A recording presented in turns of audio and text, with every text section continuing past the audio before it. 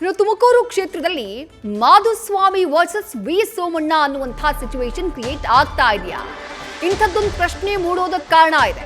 ತುಮಕೂರು ಕ್ಷೇತ್ರದಿಂದ ಸ್ಪರ್ಧೆ ಮಾಡುವುದಕ್ಕೆ ಇಬ್ಬರಿಂದಾನು ಪೈಪೋಟಿ ಇದೆ. ಕಳೆದ ವಿಧಾನಸಭಾ ಚುನಾವಣೆಯಲ್ಲಿ ಇಬ್ಬರೂ ನಾಯಕರು ಸೋಲನ್ನ ಕಂಡಿದ್ರು. ಕಲ್ಪತರು ನಾಡಿನಿಂದ ಸ್ಪರ್ಧೆ ಮಾಡುವುದಕ್ಕೆ ಉತ್ಸುಕರಾಗಿದ್ದಾರೆ ಮಾಜಿ ಸಚಿವರಾಗಿರುವಂತಹ ವಿ ಸೋಮಣ್ಣ. ಕಳೆದ ಬಾರಿ ಬಂದಾಗಲೇ ಅಭಿಪ್ರಾಯವನ್ನ ಹೇಳಿದ್ದೇನೆ ಅಂತ ಹೇಳಿ ಸೋಮಣ್ಣ ಅವರು ಹೇಳಿದ್ದಾರೆ.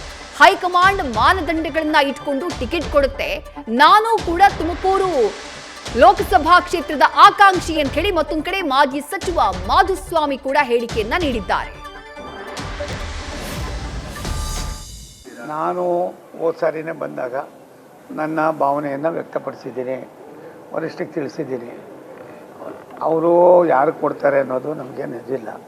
ಒಂದು ನಮಗೇನು ಕೊಟ್ಟರೆ ಅದನ್ನು ಒಳ್ಳೆ ತನದಲ್ಲಿ ಕೆಲಸ ಮಾಡಿ ಆ ಹುದ್ದೆಗೆ ಅದಕ್ಕೂ ಕೂಡ ರಾಜ್ಯಸಭೆಗೂ ಕೆಲಸ ಮಾಡೋದಕ್ಕೆ ಅವಕಾಶ ಇದೆ.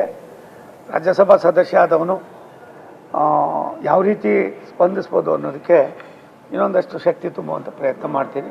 ಕೊಡಲಿಲ್ಲ ಅಂದರೆ ನಮಗೇನು ಬೇಸರಿಕೆ ಇಲ್ಲ. ಇದರ ನಡುವೆ ತುಮಕೂರು ಲೋಕಸಭಾ ಕ್ಷೇತ್ರಕ್ಕೂ ಕೂಡ ಸೋಮಣ್ಣ ಅವರು ಸ್ಪರ್ಧಿಸ್ತಾರೆ ಅನ್ನೋದು, ಒಂದು ಕಡೆ ರಾಜ್ಯಸಭೆ ಒಂದು ಕಡೆ ಲೋಕಸಭೆ. ರಾಜ್ಯಸಭಾ ಆಗ್ಬೋದು, ಬಟ್ ಹಿರಿಯರಾದ ಬಸವರಾಜಣ್ಣ ಅವರು, ನನಗೂ ಅವ್ರಿಗೂ ಸುಮಾರು 40 ವರ್ಷದ ಒಡನಾಟ. ಒಟ್ಟಿಗೆ ನಾವು ಅವ್ರು ಬೇರೆ ಪಾರ್ಟಿಲಿದ್ದಾಗ ಕೂಡ ನಾನು ಬೇರೆ ಪಾರ್ಟಿಲಿದ್ದರೂ ಕೂಡ ನಮ್ಮ ಆತ್ಮೀಯತೆ ಎಲ್ಲವೂ ಆಗಿತ್ತು. ಮತ್ತು ಸುಮಾರು 15 ವರ್ಷಗಳಿಂದ ಎಲ್ಲ ಒಟ್ಟಿಗೆ ಕೆಲಸ ಮಾಡ್ತಾಯಿದ್ವಿ. ಅವ್ರ ಚಿಂತನೆ ಇದೆ. ಸೋಮಣ್ಣವರು ಒಬ್ಬ ಕೆಲಸಗಾರರು, ಅವ್ರು ಕರ್ಕೊಂಡೋಗಿಬಿಟ್ರೆ ನಮ್ಮ ಜಿಲ್ಲೆಯಲ್ಲಿ ಇನ್ನೊಂದಷ್ಟು ಒಳ್ಳೆಯ ಕೆಲಸಗಳಾಗ್ತವೆ ಅನ್ನುವ ನಂಬಿಕೆ. ಅದಕ್ಕೋಸ್ಕರವಾಗಿ ಅವರೇ ಒಂದು 4-5 ಸಾರಿ ನನ್ನ ಕರೆಸಿ ಎಲ್ಲ ಮಾಡಿದ್ದಾರೆ. ಅಲ್ಲಿ ಪಕ್ಷದವರು ಕೂಡ ಮುಖಂಡರು ಬಹುತೇಕರು ಬನ್ನಿ ಅನ್ನೋ ಮಾತನ್ನು ಹೇಳ್ತಾ ಇದ್ದಾರೆ. ವರಿಷ್ಠ ಏನು ಹೇಳ್ತಾರೋ ಅದ್ರ ಮೇಲೆ ತೀರ್ಮಾನ ಮಾಡ್ತೀನಿ. ವರಿಷ್ಠ ತೀರ್ಮಾನನೇ ಅಂತಿಮ. ಬೇಡ ಅಂತ ಹೇಳಿಲ್ಲ, ಸಾರಿ, ಹಂಗೆಲ್ಲ ನೀವು ವ್ಯಾಖ್ಯಾನಿಸ್ಬಾರ್ದು. ಬೇಕು, ಬಟ್ ಅದರ ಪ್ರಯೋಜನ ತಗೊಳಕ್ಕೆ ಮತ್ತು ನಮ್ಮ ಶಕ್ತಿನ ಕಡಿಮೆ ಮಾಡ್ಕೊಂಡಂಗೆ ನೀವು ಎಚ್ಚರಿಕೆ ಆಗಿರಪ್ಪ. ಗೆದೋಗ್ಬಿಟ್ಟು ಅನ್ನೋ ಭ್ರಮೇಲಿ ಹೆಚ್ಚು ಮಾಡ್ಕೋಬೇಕು ಅನ್ನೋದೇ ಅರ್ಥ. ಖಂಡಿತ ನ್ಯಾಷನಲ್ ಲೆವೆಲಲ್ಲಿ ಹೇಳಿದ್ರು ಮಾಡಲೇಬೇಕಲ್ಲ, ಕೈ ಜೋಡಿಸ್ಲೇಬೇಕಲ್ಲ, ಇಲ್ಲ ಅನ್ನೋಕ್ಕಾಗತ್ತಾ?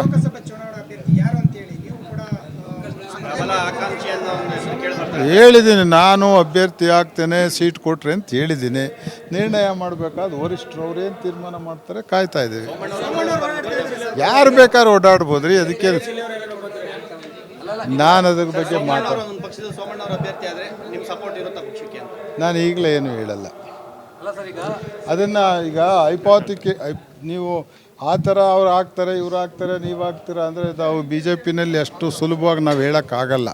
ಅವ್ರದ್ದು ಬೇಕಾದಷ್ಟು ಮಾನದಂಡಗಳಿಂದ ಅವ್ರು ಪರಿಶೀಲನೆ ಮಾಡಿ ಅಭ್ಯರ್ಥಿಗಳನ್ನ ಪಾರ್ಲಿಮೆಂಟ್ಗೆ ಆಯ್ಕೆ ಮಾಡ್ತಾರೆ. ಯಾರನ್ನ ಯಾವ ಮಾನದಂಡದಲ್ಲಿ ಆಯ್ಕೆ ಮಾಡಿದ್ದೇವೆ ಅಂತ ಅವ್ರು ನಮ್ಗೆ ಕನ್ವಿನ್ಸ್ ಮಾಡ್ತಾರೆ. ಅಲ್ಲಿವರೆಗೆ ನಾವು ಮಾತಾಡಲ್ಲ. ನ್ಯೂಸ್ ಫಸ್ಟ್, ನಿರ್ಭೀತಿಯಿಂದ ನಿಮ್ಮ ಪರವಾಗಿ.